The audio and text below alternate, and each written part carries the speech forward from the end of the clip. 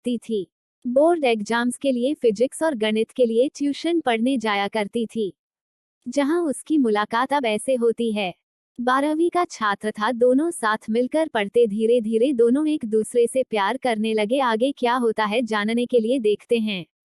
का प्यार। अंजलि भाभी भाभी ट्यूशन सेंटर पहुंचती है, जहां गेट पर बाइक लगाकर अभी बैठा हुआ था।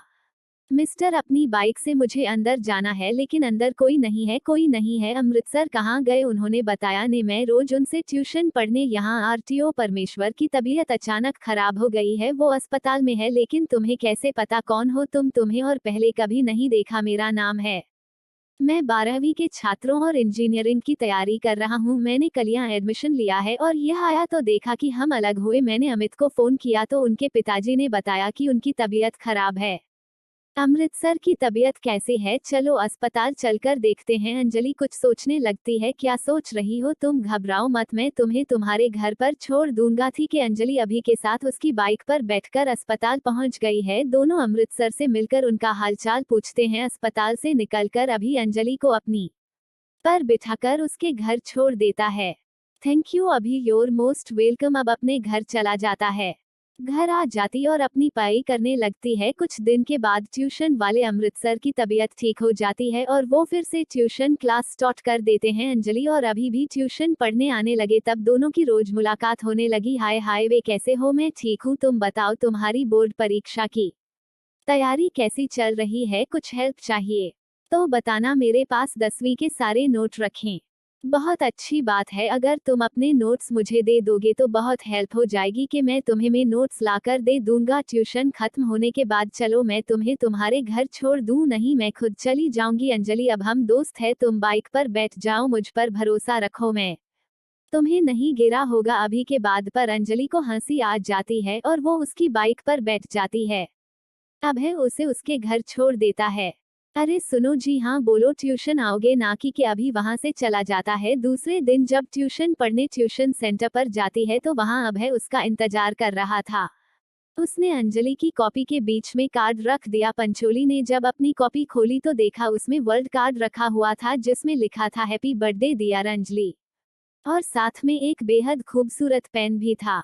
ट्यूशन खत्म होने के बाद अंजलि ने अब से पूछा, तुम्हें कैसे पता कि आज मेरा बर्थडे है? हम दिल से दोस्ती करते हैं, उसके बारे में सारी खबर रखते हैं। कल जब तुम्हें घर छोड़ने तुम्हारे घर गया था तब तुम्हारे पापा मम्मी बातें कर रहे थे कि तुम्हें बर्थडे पर डिनर कराने कौन से रेस्टोरेंट में लेकर जाएंगे। भी मुझे पता चल गया था कि आज तुम्हारा बर्थडे है। वैसे आजकल दिन मेरे लिए बहुत खास है, क्या तुम मेरे साथ कहीं चलोगी? मुझे घर जाना है वरना मम्मी गुस्सा करेगी। ठीक है चलो, मैं तुम्हें घर छोड़ देता हूँ। रास्ते में अंजलि और अब रुककर आइसक्रीम खाते हैं।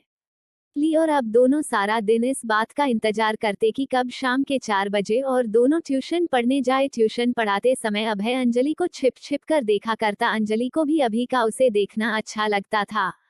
शाम की 3 बज गए हैं, मुझे ट्यूशन जाने तैयार हो जाती है। उस दिन अंजलि को न जाने क्या हो गया, उसे सचने का खूब मन कर रहा था। मम्मी का मेकअप इस्तेमाल कर लेती हो। वह अपनी माँ की अलमारी से मेकअप किट निकालती और मेकअप करने लगती है। उसके बाद अच्छी सी ड्रेस पहनकर ट्यूशन पढ़ने के लिए निकल जाती है। अंजलि, इतना सज धज के कहा जा रही है? पढ़ने जा रही हो, लेकिन ट्यूशन पढ़ने के लिए इतना तैयार होने की क्या जरूरत है? आज से पहले तुझे इतना तैयार होते नहीं देखा। और ये तो ने कैसे कपड़े पहने? मार्च के लिए कपड़ों का फैशन है। हमने दोनों माँ, वैसे भी मैं ट्यूशन के अलावा कहीं नहीं जाती, तो इन कपड़ों को कहीं तो पहनूंगी। ठीक है ठीक है। अंजलि ट्यूशन पढ़ने चली जाती है। उस दिन अभय उसे देखते ही रह गया। अमृतसर ट्यूशन पढ़ा रही थी, लेकिन अंजलि और अभय एक दूसरे में खोए हुए थे। अभी ने अपनी कॉपी में कुछ लिखकर अंजलि की ओर बढ़ा दिया। कॉपी में लिखा था, क्या तुम कल शाम 4 बजे पार्क में मिलोगी? अंजलि ने अभी की तरफ देखकर हाँ में सिर हिला दिया। दूसरे दिन भी अंजलि सज सवर ट्यूशन के लिए निकली, लेकिन उस दिन अभय और लिए दोनों ट्यूशन न जाकर पार्क में पहुंचकर, अंजलि मैं तुमसे कुछ कहना चाहता हूँ, बोलो भी। मैं तुमसे प्यार करने लगा हूँ। अंजलि शर्मा जाती है। तुम भी कुछ का होना, क्या तुम भी रहा है? मैं भी तुमसे प्यार करने लगी। प्यार के इजहार के बाद अंजलि और अभय या बक्सर ट्यूशन छोड़कर एक दूसरे से मिलने लगे। घर आने के बाद भी दोनों फोन पर घंटों एक दूसरे से बातें किया करते। अंजलि के माता पिता ने अंजलि में आए इस बदलाव को नोटिस कर लिया। सेलिब्रिटी साल तेरी बोर्ड की परीक्षा है, तू अपनी पढ़ाई पर ध्यान दे। दोस्त से फोन पर बातें तो परीक्षा के बाद भी हो जाएंगी। माह में अपने सीनियर अभी से बात कर लो, अभी पढ़ाई में मेरी बहुत हेल्प करते हैं। अच्छा बेटा, सिर्फ पढ़ाई की ही बातें करना, मुझे तेरा रिजल्ट अच्छा चाहिए। मुख्य माँ इधर अंजलि और अभी रातों को जाग जाग कर एक दूसरे से फोन पर चैट करते, जिस कारण दोनों की नींद भी पूरी नहीं होती थी। बेटी, सुबह के 10 बज गए हैं, उठ जाग, कब तक सोती रहेगी? संगीता, सोने दो। अंजलि रात भर जागकर पढ़ाई करती है, देर तक नहीं सोएगी तो उसकी नींद कैसे पूरी होगी? इधर अभिनय के माता पिता भी यही सोचते कि उनका बेटा रात भर जागकर इंजीनियरिंग की तैयारी कर रहा है, लेकिन अंजलि और अभी तो प्यार की नाव पर सवार थे।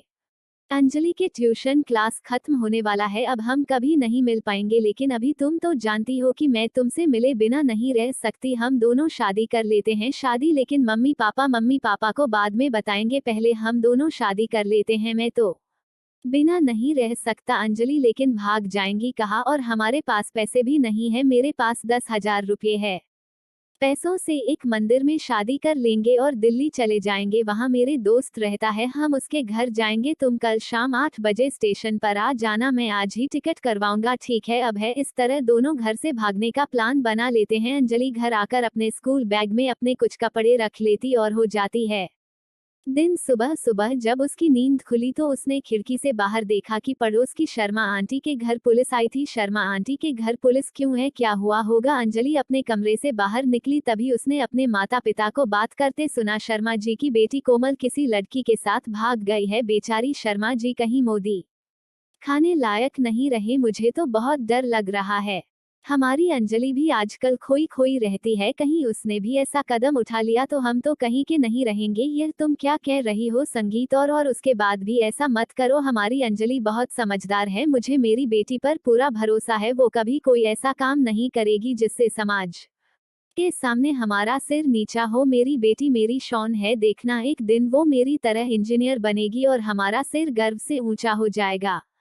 अपने पिता की बात सुनकर अंजलि को अपने आप पर बहुत शर्मिंदगी महसूस होती है। मैं क्या करने जा रही थी? पापा मुझ पर कितना भरोसा करते हैं और मैं उनका भरोसा तोड़ने जा रही थी। मुझे पढ़ लिख कर अपने पापा की तरह इंजीनियर बनना। बोर्ड की परीक्षा आने वाली है, मुझे अपनी पढ़ाई पर ध्यान देना होगा। अंजलि ने फैसला किया कि वह अभय के साथ कहीं नहीं जाएगी। उसने अभी को फोन करके सारी बात बताए। अभय, अब मैं अपने माता पिता को धोखा नहीं दे सकती। एम सॉरी, इसमें सौदे की कोई बात नहीं। अंजलि, तुमने तो मेरी आंखें खोल दी और मुझे गलत कदम उठाने से बचा लिया। जो लड़की अपने माता पिता को धोखा नहीं दे सकती वह मुझे भी कभी धोखा नहीं देगी। मैं तुमसे वादा करता हूँ और मैं अपनी पढ़ाई पर ध्यान दूंगा और तुम भी अपनी पढ़ाई पर ध्यान देना। जिस दिन इंजीनियर बन जाऊंगा तुम्हारे माता पिता से तुम्हारा हाथ मांगने आऊंगा, बस तुम मेरा इंतजार करना, मैं तुम्हारा इंतजार करूंगी। अभय, हमारा प्यार अमर है। इसके बाद अंजलि और का ट्यूशन का प्यार कॉलेज तक चलता है। कॉलेज की पढ़ाई के बाद दोनों ने इंजीनियरिंग की पढ़ाई की, जिसके बाद दोनों को जॉब मिल जाती है।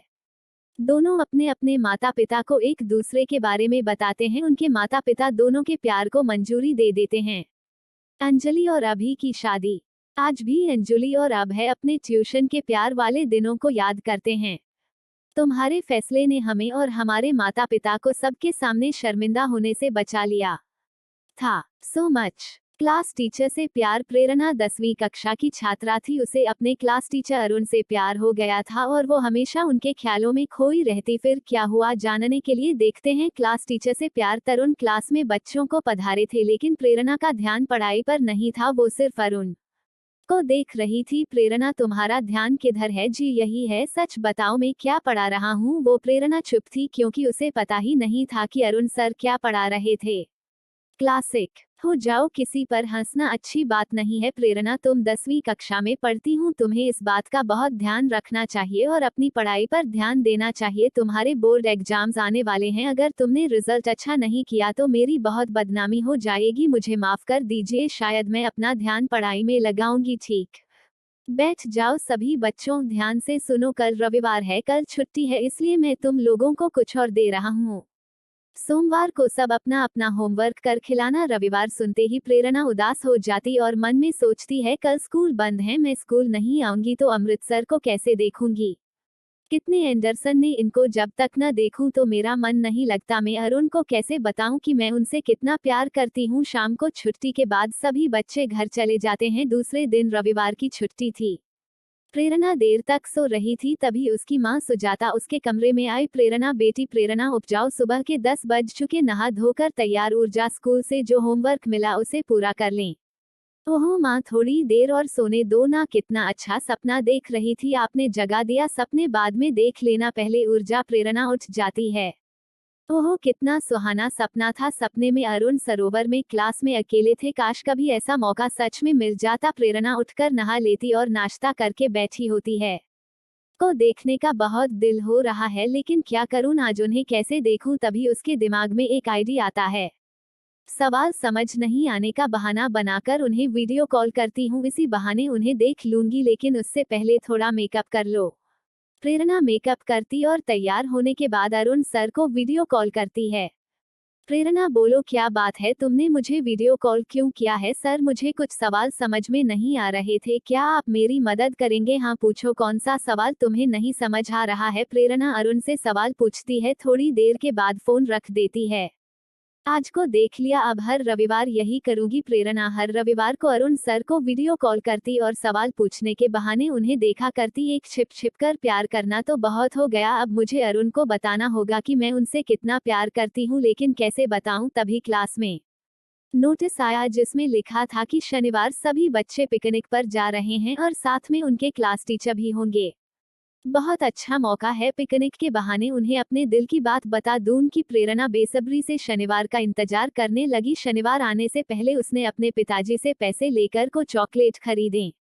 अर्जुन को पहले यह चॉकलेट दूंगी और फिर उनसे अपने दिल की बात कह। कि प्रेरणा बहुत खुश थी। शनिवार ही उसने बहुत सुंदर सी ड्रेस पहनी और चॉकलेट लेकर स्कूल बस में बैठ गए। स्कूल बस जब सभी बच्चों को पिकनिक स्पॉट लेकर पहुंची तो सभी बच्चे पिकनिक मनाने लगे। कोई खेल रहा था, कोई झूला झूल रहा था, तो कोई चिपका रहा था।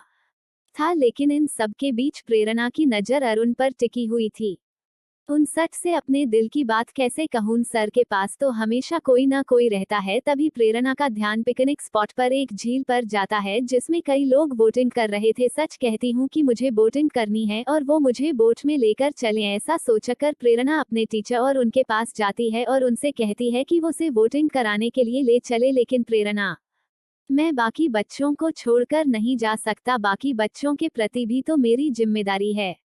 बस थोड़ी देर के लिए चलिए, मैंने कभी बोटिंग नहीं की, आज मैं बोटिंग करना चाहती हूँ। ठीक है चलो। अरुण प्रेरणा को लेकर झील में बोटिंग कराने के लिए जाते हैं। बोर्ड में बैठने में अरुण प्रेरणा की मदद करते हैं और उसका हाथ पकड़कर उसे बोर्ड पर बिठाते हैं। ये सब प्रेरणा को बहुत अच्छा लगता है। फिर दोनों बोटिंग करने लगते हैं। तभी अपने बैग से चॉकलेट निकालकर अरुण को देती है। यह प्रेरणा, यह चॉकलेट है सर, लेकिन मेरे लिए क्यों। क्योंकि आप मेरे लिए बहुत खास है। क्या मतलब, मैं समझा नहीं। अरुण सर, अब मैं आपसे बहुत प्यार करती हूँ।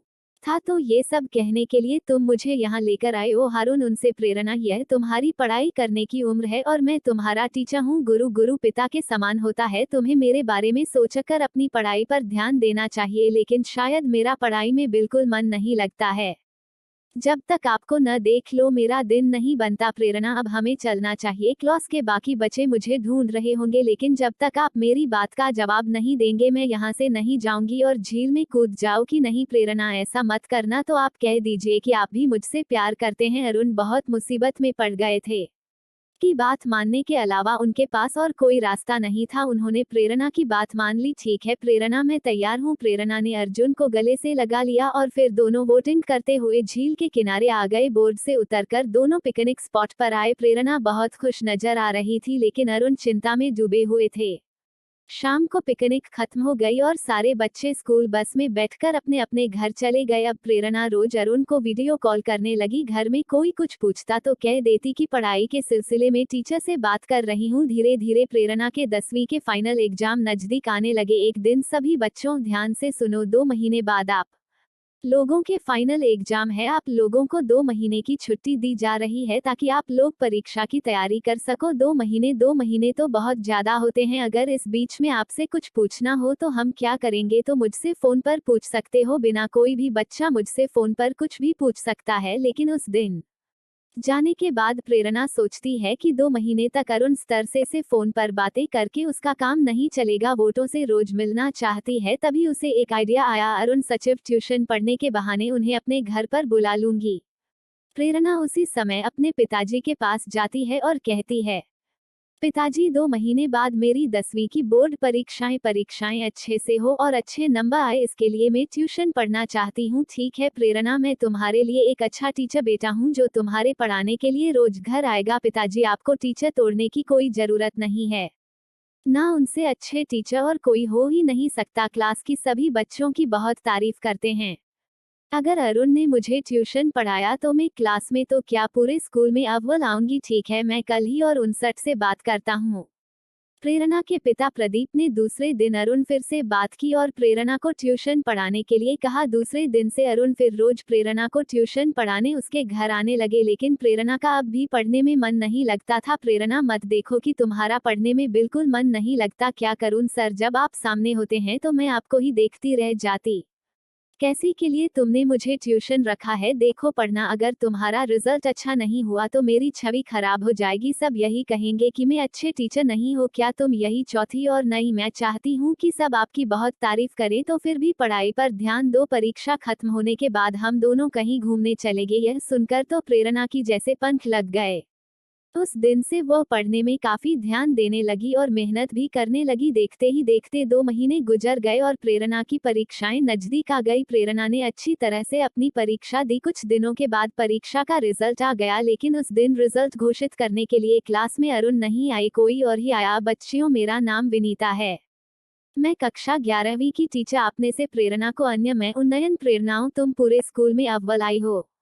लेकिन अरुण फिर क्यों नहीं आई? मैं अरुण फिर शहर छोड़कर चले गए हैं, उन्होंने दूसरे शहर में कोई दूसरा स्कूल ज्वाइन कर लिया है। प्रेरणा के समझ में नहीं आ रहा था कि वो अपने अव्वल आने की खुशी मनाए या अरुण के जाने का गम। उसने अरुण सर को फोन किया, लेकिन उनका नंबर बंद था। वह समझ गई कि उसका रिजल्ट सबसे अच्छा हो, इसके लिए अरुण ने उसकी सारी शर्तें मानी और गुरु का धर्म निभाया।